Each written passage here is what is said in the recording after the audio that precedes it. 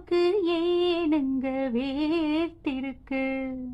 ஆவாரம் பூவு 6-7 நாளா நீ போகும் பாதையில் காத்திருக்கு.